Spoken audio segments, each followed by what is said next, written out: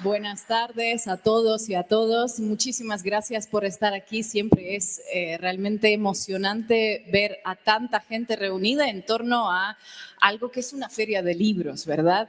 Muchísimas gracias por estar aquí. Muchísimas gracias a John Ackerman, que siempre dice que he sido jefa suya. Creo que eso es un periodo corto en nuestra colaboración. Ya a estas alturas lo considero un amigo. Gracias por invitarme a esta presentación del libro. Espero no tardar mucho para que efectivamente tengamos un rato para dialogar, pero el libro vale mucho la pena, con lo cual me tomé mi tiempo para preparar una presentación que ahora que la tengo preparada la voy a consultar aquí, leer y la voy a exponer enterita. John, gracias también por haber contado conmigo hace ya 3 años en el programa de entrevistas Diálogos por la Democracia que realizas en la TV UNAM y bueno, cuyo contenido conforma el libro que presentamos hoy. Este ya es el tercer volumen de reflexiones de intelectuales, periodistas, políticos, activistas que bueno, han emprendido caminos de transformación profunda de las sociedades, tanto desde cargos públicos como desde medios de comunicación y desde la acción directa. Y el primer volumen reunía diálogos de John con intelectuales y políticos de tamaño de Álvaro García Linera, de Jean-Luc Mélenchon, Rafael Correa y otros líderes de opinión y pensadores internacionales. El segundo estuvo dedicado, según entiendo, a México y recogió conversaciones sobre la transformación de este país con personajes como Paco Ignacio Taibo, Genaro Villamil, Hugo López-Gatell. Y bueno, en esta ocasión, esta tercera edición, John vuelve a plantear debates sumamente necesarios con historiadores, activistas, políticos y periodistas bajo este subtítulo Repensando la democracia en un mundo multipolar. Y en lo personal es un enorme honor para mí compartir un espacio de reflexión junto con intelectuales de calado de Jeremy Corbyn, Enrique Dussel, Ramón Grossfogel, Judith Butler, Manuel Castelso, el director de Canal Red, proyecto en el que, como dijo John, trabajo actualmente, Pablo Iglesias, que literalmente ha cambiado la historia política de España cuando rompió con la tradición bipartidista hace más ya de 10 años. Y ¿qué es lo que me pasó cuando repasé el libro? He visto algunas entrevistas, pero repasando el libro no he podido dejar de sorprenderme por la agudeza del análisis, ¿no?, que los interlocutores de John hicieron en un momento, hace 3 o 4 años, que bueno, poco tenía que ver con la actualidad que estamos atravesando hoy en día. América Latina estaba en medio de su nuevo ciclo progresista, con el regreso de Lula da Silva, Boric, Alberto Fernández, Luis Arce, Gustavo Petro, Xiomara Castro, AMLO, obviamente al mando del gobierno mexicano. Había motivos para tener esperanzas a nivel regional, gobiernos progresistas retomando o prometiendo retomar políticas de redistribución de la riqueza. Sin embargo, muchos de los invitados de John pudieron ya en aquel entonces percibir y advertir de los desafíos que se cernían sobre el mundo en general y sobre América Latina en particular, que es lo que a mí más me llama la atención. Y estos diálogos añejaron tan bien que a medida que vas leyendo el libro, cada tanto, pues eso, te echas las manos a la cabeza y dices, ¿cuánta razón tenían, ¿no? ¿Cómo se podía ser tan perspicaz? Así que, John, como periodista y como analista internacional, te pido que continúes con tu programa porque realmente ayuda a adelantarse al futuro inmediato en un momento en el que pues, no se vislumbra todavía tan claramente, ¿no?, cómo será. Y también ayuda a pensar respuestas ante los retos y las embestidas que se plantean con algo de tiempo. Bueno, pues esto se agradece. Les pongo un ejemplo que más me llamó la atención o uno de los que más me llamó la atención.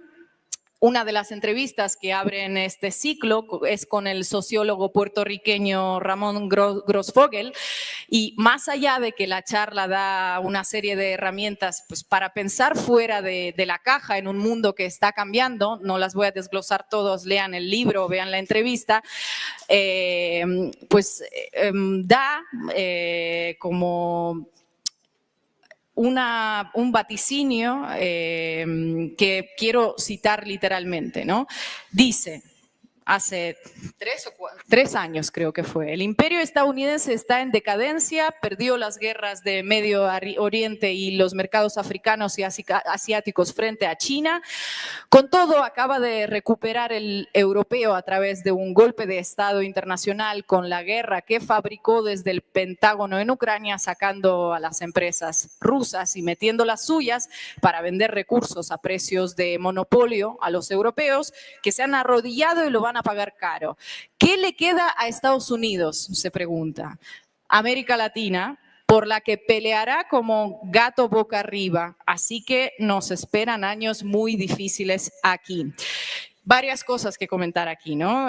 Hoy uno puede decir, claro, cuánta razón, pero en pleno 2022 ni estaba tan claro, ni algunos temas parecían tan atinados como lo parecen hoy. En primer lugar, como rusa, puedo decir que en aquel momento, en pleno 2022, pues afirmar con tanta seguridad que la guerra en Ucrania fue fabricada desde el Pentágono como una expresión extrema del capitalismo salvaje, pues te acarreaba consecuencias personales y pocos se atrevían a hacerlo, incluso mostrándote como yo hice en contra de la invasión, ¿no? Abiertamente. Pero es que además, como periodista, que mira con especial foco y con especial atención la situación en América Latina, diría que en aquel momento con los demócratas en la Casa Blanca no era tan fácil prever la estrategia que adoptaría Estados Unidos poco después hacia la región, ¿no? Que muchos ahora denominan la doctrina Don Rowe, el repliegue de Donald Trump hacia Latinoamérica con el fin de garantizar una subordinación incondicional frente a la disputa geopolítica con China. Nos esperan años muy difíciles aquí, dijo hace 3 años, y bueno, es evidente que estos años han llegado, los estamos viviendo todos juntos. Me pregunto, y los invito a que se lo pregunten conmigo, ¿qué región en el mundo ahora mismo es clave para la geoestrategia de Estados Unidos bajo la administración Trump, ¿no? ¿Qué región en el mundo es clave para que el repliegue ese sea exitoso? ¿A dónde habrá que apuntar los cañones metafóricos o reales para propiciar los cambios de régimen en esa etapa? Bueno, lamento la mala noticia porque desde ahora el foco está puesto en América Latina. ¿Qué tenemos hoy? Pues Latinoamérica es claramente un lugar de disputa ideológica. El regreso de Donald Trump a la Casa Blanca trajo una dinámica geopolítica explosiva que marca nuestro día a día. Vamos a hacer un repaso. En primer lugar, pues Trump puso a cargo de la política exterior estadounidense a Marco Rubio, que es una suerte de talibán antiprogresista que pues pone un especial foco en América Latina, también con un interés que parece ya rozar lo personal, ¿no? Que no quede como buen cubano de Miami, pues empeñado en que no quede ningún gobierno popular progresista en la región. Entonces tenemos a un Estados Unidos particularmente agresivo con los gobiernos progresistas, y esa agresividad, como estamos viendo ahora, no es únicamente verbal. Desde hace meses venimos contando los asesinatos extrajudiciales en el Mar Caribe, en el Pacífico, con el pretexto de la lucha antidroga. Estamos viendo cómo el presidente de Estados Unidos chantajea literalmente a los votantes de distintos países a pocos días de que se den los procesos electorales. Sucedió en Argentina, acaba de suceder en Honduras. Espero que voten a Milei, si no los hundimos económicamente, no es un mensaje hacia Milei, es un disciplinamiento preventivo de los argentinos. La desertificación de Colombia para poder acusar a Gustavo Petro de favorecer de alguna manera El narcotráfico tampoco es un golpe a Petro que acaba su mandato, es un aviso a los colombianos de cara a las futuras elecciones que no se les ocurra elegir a Iván Cepeda. Las idas y vueltas contra Brasil con amenazas de aranceles, incluso cuando es el país con el que Estados Unidos tiene superávit comercial, pues también es una venganza personal por la condena a Jair Bolsonaro, ¿no? Y podríamos estar contando y contando. Y el caso es que, como avisaba en esta entrevista Grossfogel, pues se trata del pataleo, de un pataleo del imperio en declive para recuperar lo que históricamente consideró su patio trasero y regresarlo a su órbita. En aquel momento, pues no parecía que iba a ser tan agresivo, pero tu interlocutor ya lo vio venir y, si me permiten, bueno, añadir una obviedad, obviamente México no es ninguna excepción y forma parte, ¿no?, de esa misma estrategia, igual que Colombia, igual que Venezuela, aún siendo la experiencia progresista más potente de la región, de la que muchos venimos a aprender, con un gobierno estable que pasó por una transición ordenada y que goza de unos índices de aprobación de los más altos del mundo. Entonces, como periodistas, como comunicadores, nuestro desafío ahora mismo es también entender y explicar qué está pasando en este mundo, que se está redefiniendo, determinar quiénes son los actores de cambio, a dónde nos lleva este cambio y dar la disputa. Y bueno, son de mucha ayuda estos diálogos que John lleva realizando desde hace ya 7 años, ¿no? Y cuando digo dar la disputa, yo misma a veces me pregunto, ¿no?, la disputa por el qué. Porque el propio John plantea en una de las preguntas algo que en algunos espacios todavía pues suscita polémica, ¿no? ¿Cómo puedes decir esas cosas? Tú planteas que las categorías izquierda-derecha ya no resultan ni suficientes ni satisfactorias para analizar la realidad con una perspectiva de futuro. ¿Por qué tiene que ser esa disputa, ¿no?, la que estamos intentando dar? Manuel Castells, investigador, maestro, exministro de universidades de España, habla mucho en este libro, también en esta charla, sobre la polarización mediática, sobre las fake news, las deepfakes incluso, y dice que estamos pues envueltos en una batalla por la construcción de significados en las mentes y que, bueno, en última instancia lo que se tiene que someter a escrutinio antes de atribuirse las etiquetas derecha e izquierda son los valores sociales de cada uno de los actores. Eso me pareció muy interesante. ¿Qué valores sociales tendría, por ejemplo, un partido supuestamente de izquierdas, que los hay en Europa así, que prioriza el gasto en guerra por encima de la sanidad y de la educación, o directamente llevando a los recortes en la sanidad y educación usando argumentos propios de la Guerra Fría, ¿no? ¿Es de izquierda o es de derecha ese partido? ¿Qué valores sociales promueve un vocero, un medio de información, un político que normaliza la violencia o mira pues hacia el otro lado, ¿no?, cuando esa violencia se produce, invocando una falsa imparcialidad mediática que no existe, lo sabemos perfectamente? Repensar la democracia también es repensar esas definiciones que creíamos que, bueno, que teníamos más o menos claras, pero resulta que ya no, para entender qué es lo que sucede a nuestro alrededor. Y hablando de cómo esa normalización de la violencia que comenzó en su día en Oriente Medio, pues tiene su reflejo en otros lugares del planeta.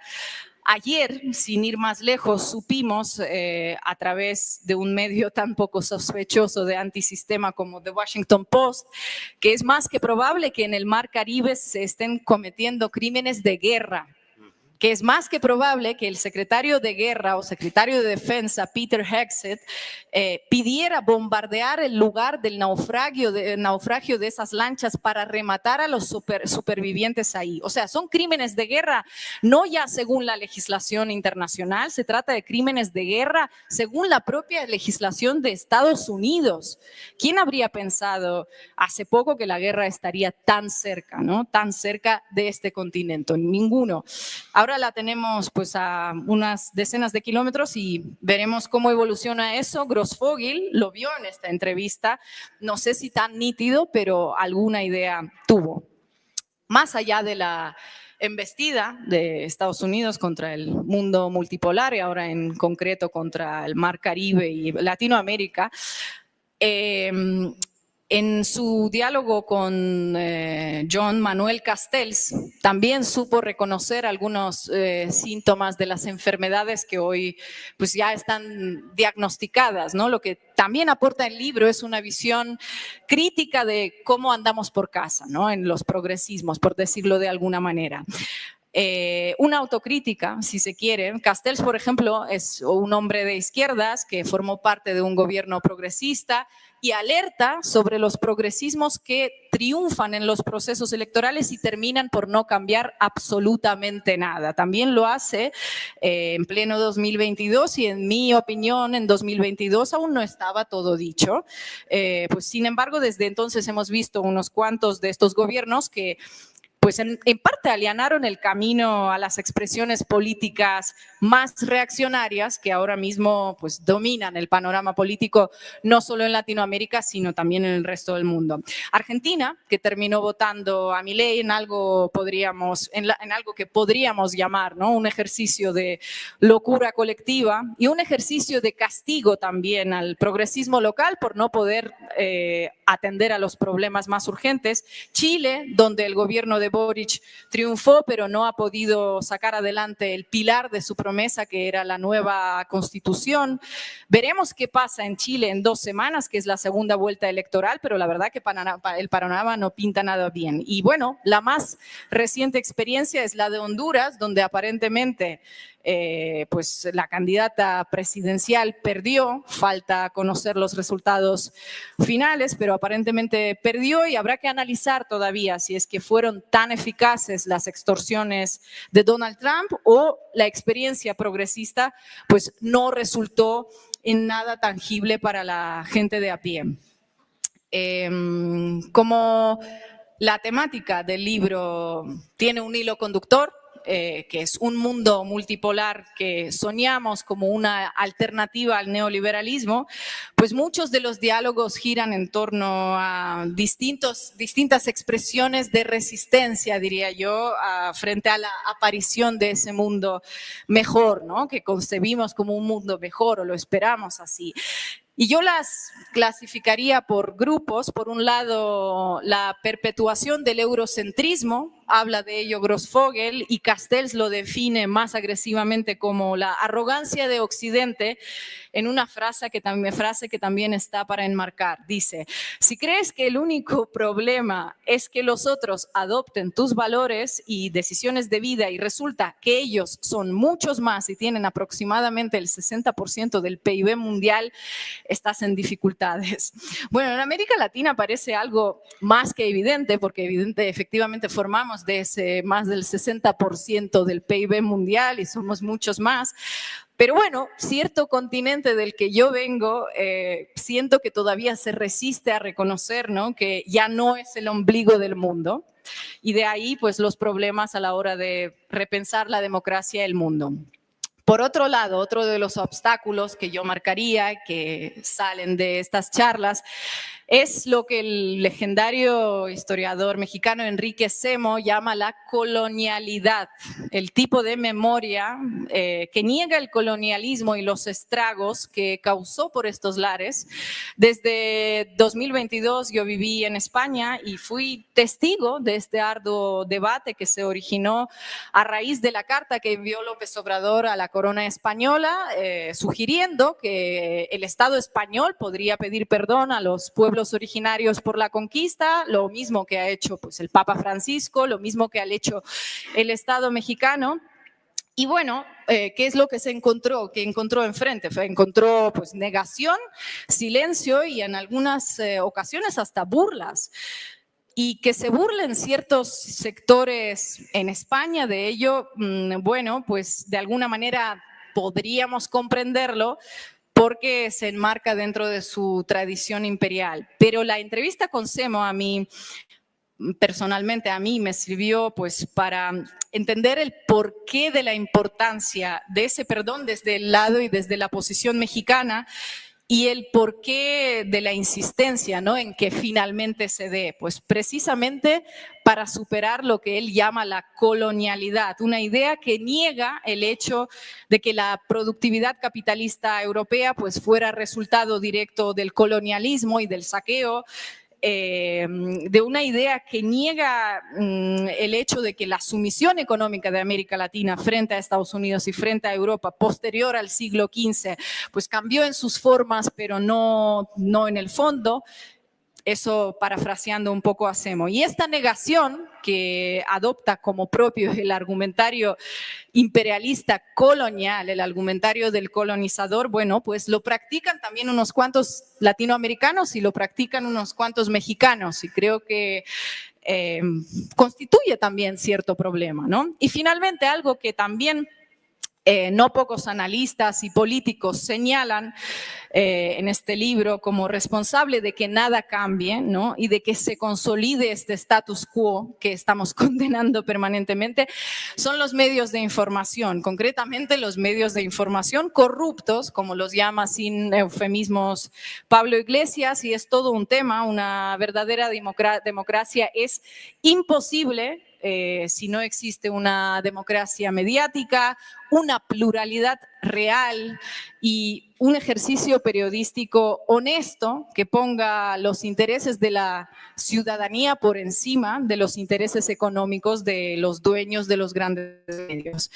Jeremy Corbyn, en una de las dos entrevistas que le concede a John, da un dato revelador, que en el Reino Unido el 80% de la población no confía en lo que lee o lo que oye en los medios de información. Reino Unido, que es con su escuela de la BBC, con la imparcialidad que no existe, como dije, con esa falsa objetividad y todo lo demás. Tanto Corbyn como Pablo Iglesias, como una servidora, pues insisten en que si se quiere ver un mundo mejor, un mundo de valores sociales, otra vez volvemos al término de Castells, pues hay que reconocer la importancia de la comunicación y repensar también la forma en la que se comunica con la audiencia. Hablar de la concentración de la propiedad mediática en pocas y poderosas manos es más necesario que nunca. Hablar del peligro del nuevo feudalismo digital y de la concentración de la riqueza en esas poquísimas manos que son las mismas dueños del algoritmo y dueños de los medios. Es necesario también emanciparnos de verdad de los esquemas que nos fueron impuestos desde hace años como válidos y deseables porque se crearon en este primer mundo, ¿no? Es muy necesario también. Y pues seguir dando la batalla por las ideas, para una cultura de derechos humanos, para una cultura de paz real, contra la concentración de capital y a favor de la redistribución de la riqueza, como lo hace John Ackerman desde pues, la TV UNAM. Y también, para terminar, también ser optimistas, al menos es lo que Enrique Semo dice, que es imprescindible para una transformación, ¿no? No sabemos si vamos a tener éxito, si vamos a lograr un cambio a mejor y en cuánto tiempo lo vamos a lograr, pero los grandes cambios, dice Semo, requieren optimismo ante todas las dificultades, porque sin optimismo no se entiende a la gente que hizo la Revolución Francesa, ni a la gente que hizo la Revolución Rusa, ni la Revolución Cubana, ni la Revolución Mexicana. No podemos perder la esperanza. Y con esto vamos a terminar. Muchas gracias a todos. Gracias.